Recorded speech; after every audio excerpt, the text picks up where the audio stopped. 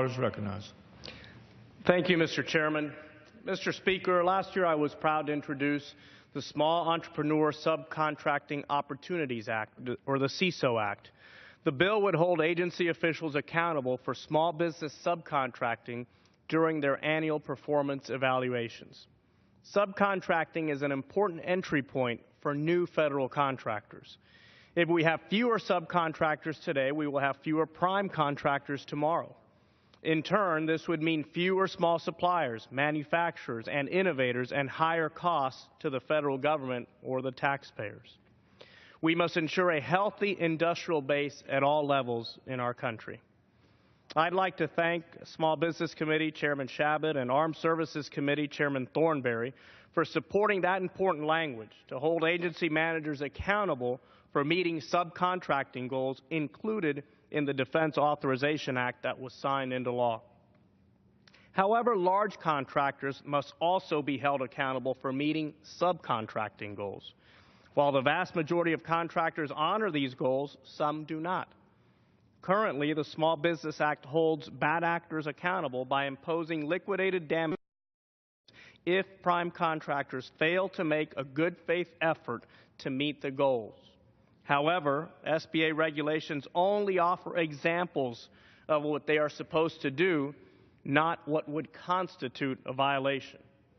Consequently, the last time the law was enforced was in 1982. Because of this ambiguity, bad actors are able to continue receiving federal contracts. My legislation, H.R. 4284, the Service Provider Opportunity Clarification Act, or the SPOC Act, simply requires the SBA to issue rules explaining what a failure to act in good faith means, ensuring transparency and accountability in the subcontracting process.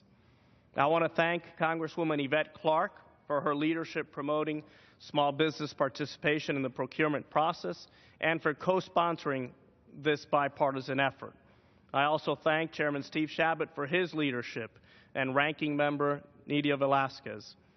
And I thank the Chairman for being an original co-sponsor of this bill and for being a strong advocate for our nation's emerging entrepreneurs. We must ensure that our local businesses have access to federal contract and subcontracts. It's not just about helping the entrepreneurs. It's also about helping the workers they employ and keeping our communities strong and prosperous. We should never forget the vital role that our local businesses play in our neighborhoods. The reason small business is important, Mr. Speaker, it's because small businesses have access and know the people who are in most need of jobs and opportunities.